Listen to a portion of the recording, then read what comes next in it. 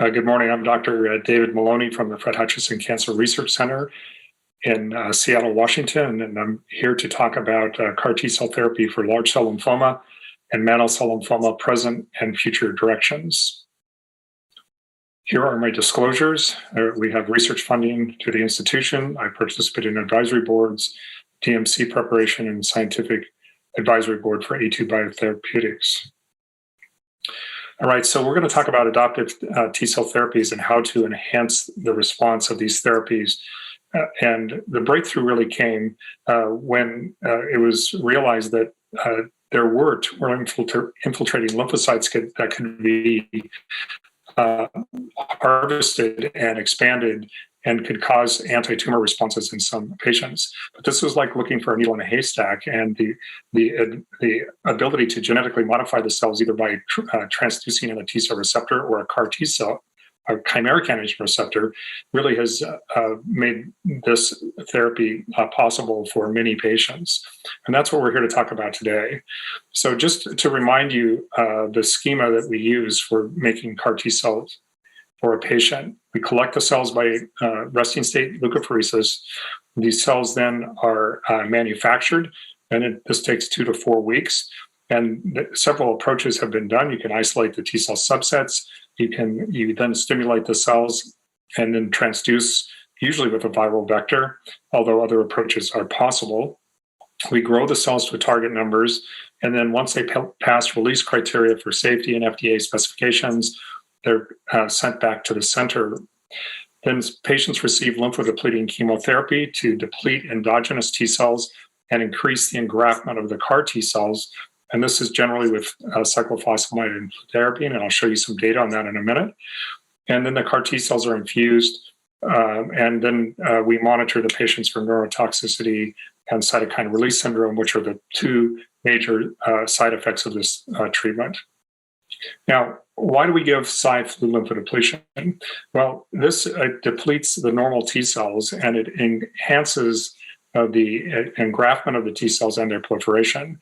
This is data from our center, published in Science Translational Medicine by Cameron Turtle, where we looked at the engraftment of the CAR T cells after lymphodepletion, for example, without fludarabine, with just cyclophosphamide alone, or with cyclophosphamide and fludarabine, and that's the red dots. And you can see the red dots are all essentially to the right of most of the black dots, and across the bottom is the proliferation of either the CD4 CAR T cells or the CD8 CAR T cells. And when you analyze the patient's serum prior to this treatment, they have higher levels of IL-7 and IL-15 at the time of cell infusion following lymphodepletion. And then this leads to greater persistence and engraftment of the CAR T cells. And this, again, the red lines are showing after Cy/Flu, and you can see higher levels and longer persistence. This also correlates with greater anti-tumor activity. So the other thing that is important is that cytokine release syndrome and neurologic toxicity, the two main toxicities, are also associated with the proliferation of the CAR T cells. So across the bottom of these graphs are the proliferation of either CD4 or CD8 cells. And you can see in these operational curves that the incidence of CRS and neurotoxicity go up the higher the proliferation of the CAR T cells. But in the lower curves are shown the chances of getting a remission of a variety of diseases. So in the blue curve on the left, that's ALL patients getting a marrow CR, while the bottom curve is the chance of a nodal complete response in patients with lymphoma. So you can see that as you're pushing patients up to the levels where they need to get a CR, a high chance of a CR, then you're also likely to incur a significant CRS or neurotoxicity. All right, so where are we at in the field? Well, we have two approved CAR T cells for large cell lymphoma, tisagenlecleucel and axicabtagene ciloleucel. They both use the same single-chain FV recognizing CD19. One uses 41BB, the other uses CD28, and they're put into bulk T cells. Now, there's a newcomer on the into the field is lisocabtagene maraleucel, and I'll show you that data. This is Lysocell or JCAR17. It's not yet FDA approved. It also has the same murine single chain FB that has a 4-1BB co-stimulatory domain, but the difference is it's put into separate CD4 and CD8 lineages and then given back in a 1-to-1 ratio. And I'll show you some data on that. Okay, so this is tisagen laclusol, or CTL0109. It is, again, a 4-1BB co-stimulatory domain and was approved for ALL and for diffuse large B-cell lymphoma. This slide shows the results of the Juliet trial that was published by Steve Schuster in the New England Journal of Medicine.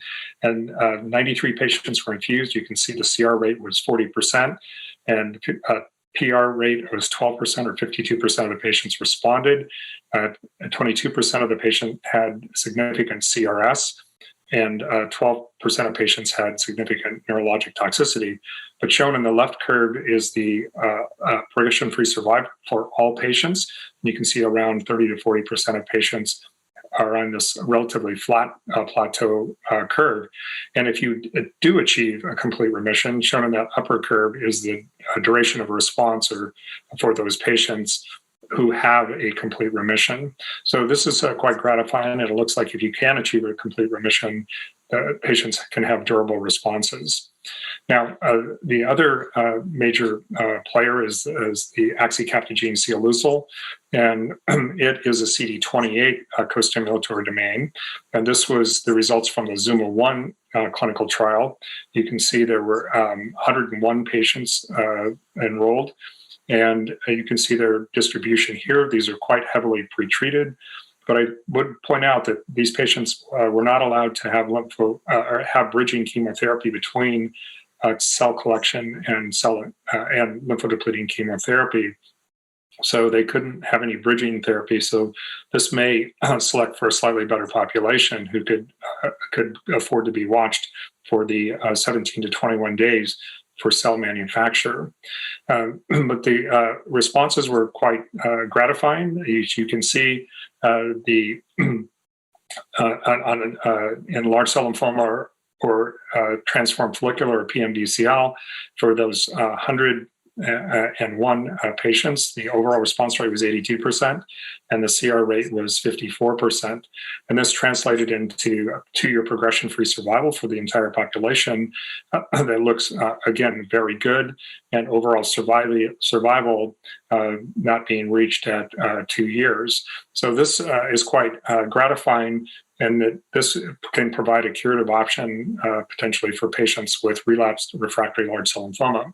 Now, one of the key take-homes from this is shown on this slide. In the left portion of the slide, you can see in the light blue bars that's the chance of an overall response rate, and then the dark blue are the chance of an overall ongoing response at 1 year. And this is broken up into quartile of tumor burden. So you can see that patients who have the lowest quartile of tumor burden have almost a 90% chance of response, but almost 70% are still in remission a year later. Whereas if you're in the higher tumor burdens, you may have a good response initially, but your chance of staying in remission is only 27% at 1 year.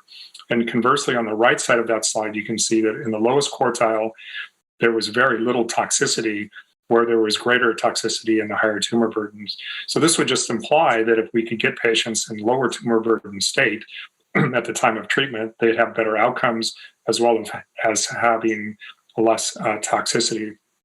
Now, when these drugs became approved, there have been multiple real-world studies, and this is one of the first. This was patients from 17 U.S. academic centers. And unlike the clinical trial, which didn't allow bridging therapy, you can see that 55% of these patients required bridging therapy. And this is reporting on the first 295 patients, and 274 were actually treated. And there were a few patients not treated because they had out-of-spec products and they were enrolled in a clinical trial. And a few other patients died secondary to their lymphoma, despite having cells collected to try to go on for therapy. Now, if you look at the characteristics of those the infused patients, you can see they're quite a refractory population. And on the right side of this slide is shown that 43% of these patients would not have been eligible for inclusion in the ZUMA-1 trial for a variety of reasons, as shown below.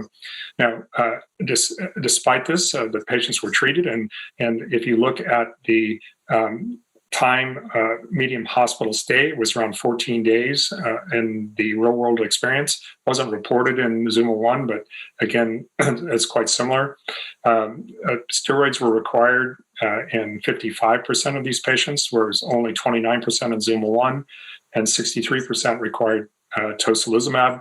32% of these patients were admitted to the ICU, and there were some grade 5 events, although few were thought to be treatment related. If you then look at their outcomes, their best overall response rate appears to be quite similar to ZUMA-1, and a very similar complete remission rate shown by day 90. And again, there are some patients that improve their responses from a PR to CR with time. Now, this is early data showing the progression-free survival and overall survival, but at least it looks somewhat similar to what we saw with ZUMA-1, which is encouraging, as many of these patients would not have been eligible for ZUMA-1. Now, just last fall, the lisocabtagene maraleucel study was reported by Jeremy Abramson, and this was just published a week ago in Lancet, so there's some additional data there. As you can see, the difference here is that the cells, once they have been collected by resting state apheresis, two populations of cells are selected. So these are CD4 and CD8 cells, and two independent CAR T products made, and then given back in a 1-to-1 ratio at a defined dose. And we believe that this results in a more defined and uniform dose and may influence this incidence and severity of CRS and neurologic toxicity. So this was the Transcend NHL01 trial. It's a pivotal phase 1 multi-center seamless design study. And this data has now been submitted to the FDA in hopes of FDA approval later this year. Lymphodepletion was given with Flu/Cy, but at a lower dose than what was used in the axicabtagene ciloleucel or ZUMA-1 study. And 3 dose levels were tested.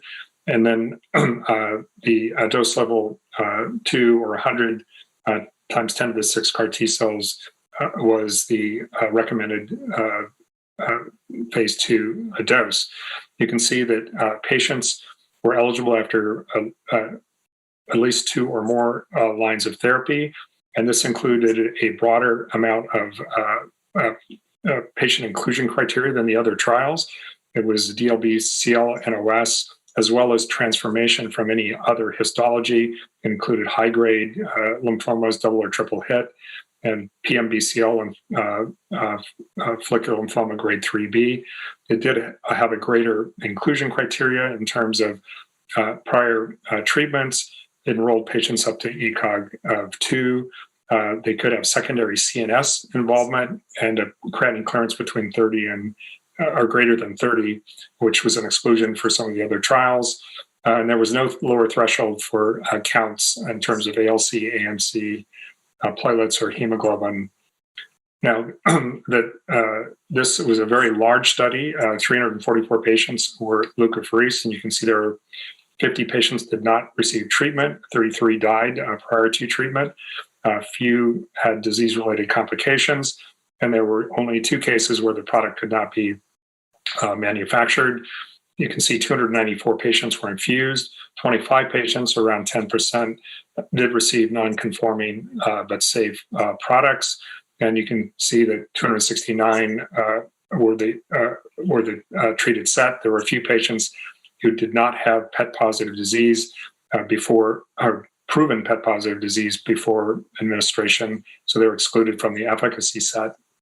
Shown here are the baseline characteristics for the 269 treated patients, and you can see that they were generally a high-risk group. you can see that actually 42% were over the age of 65, and 10% were actually over than the age of 75. You can see some patients, 7 patients or 3% had secondary CNS lymphoma, and 38% had a high disease burden. Other criteria are shown below, but on the right, again, 90% of patients or so had high-risk features known to portend a shortened overall survival. Now, what about adverse events? Most people had some adverse events, but a minority of these were significantly greater than or equal to grade 3 in terms of seriousness.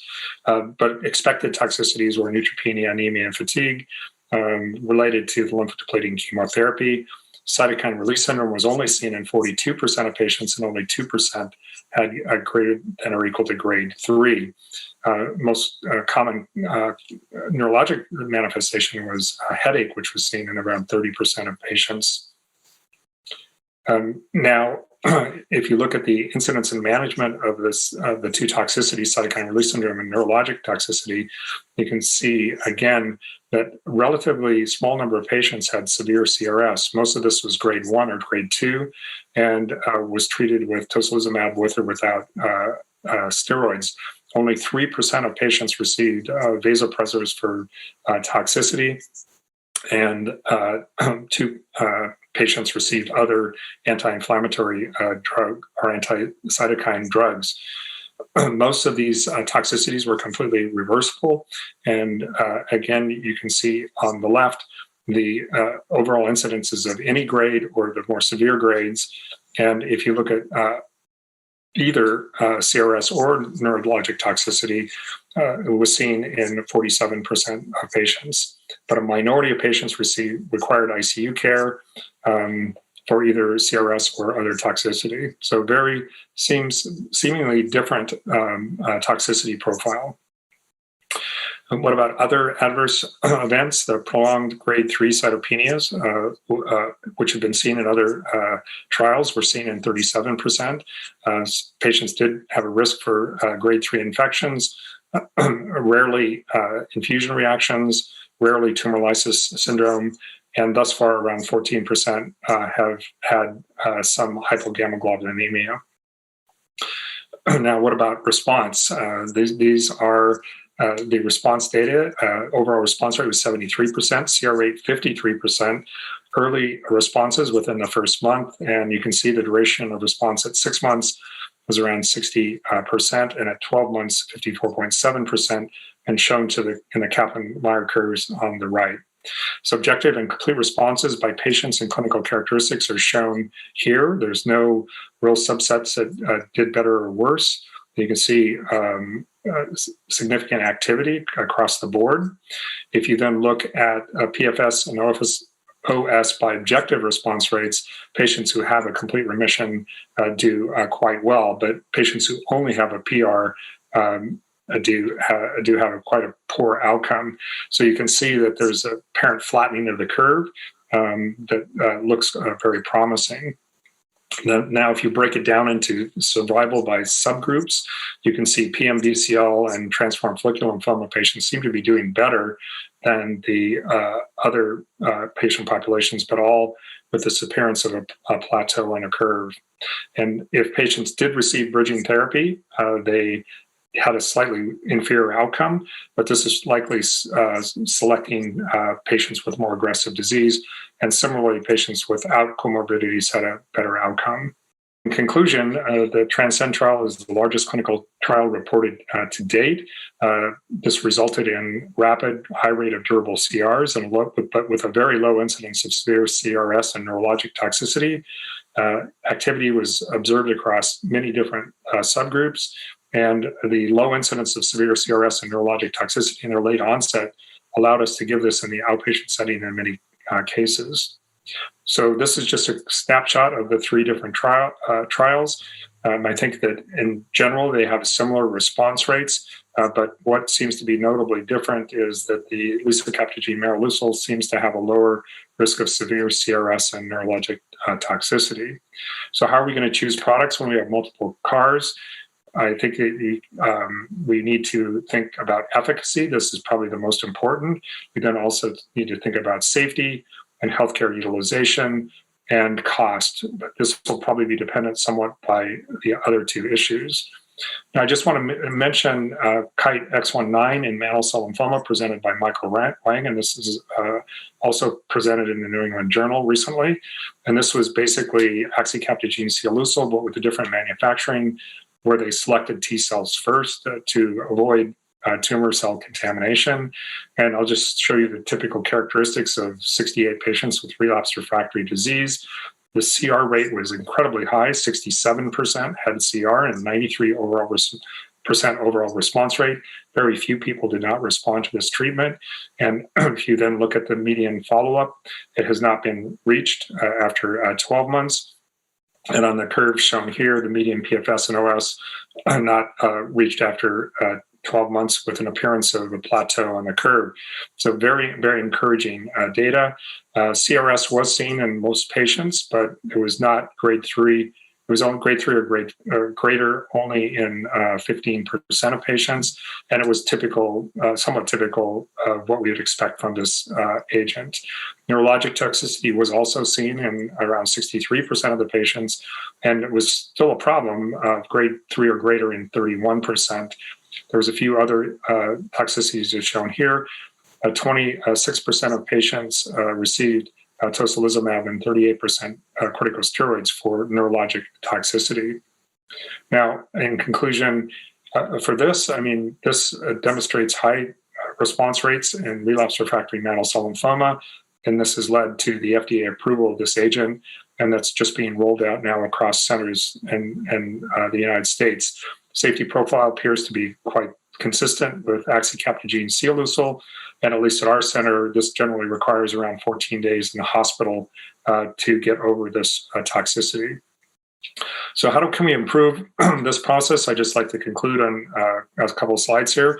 First of all, I think we could come up with a universal collection process so we would not have to ship cells to only one manufacturer.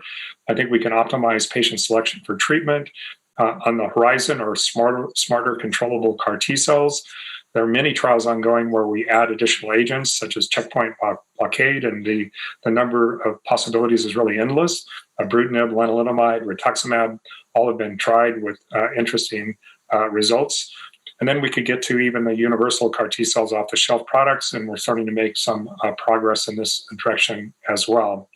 So what would you need to go forward? I think we need additional research to answer key questions. Why do some patients not respond? Why do many patients with a CR still have a very early relapse? Why do some CR patients have almost no toxicity? And we need to better understand neurologic toxicity. We could have a whole lecture on that on its own. And we need to understand the role of corticosteroids for the treatment of these patients and management of their toxicity, and better understand the role of bridging therapy. So again, I would plead that we need universal cell collection methods that are not company specific. And if we can keep working on these answers, I think the future is very bright. And the genetic engineering methods available will allow countless iterations to improve this rapidly expanding technology. And I'll stop there and thank you for your kind attention, and happy to take questions.